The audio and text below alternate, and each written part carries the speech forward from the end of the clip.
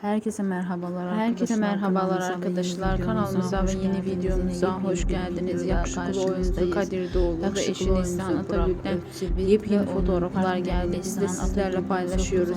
Siz de kanalımıza abone olmayı unutmayın. İyi seyirler. Hoşça kalın. Bizimle kalın.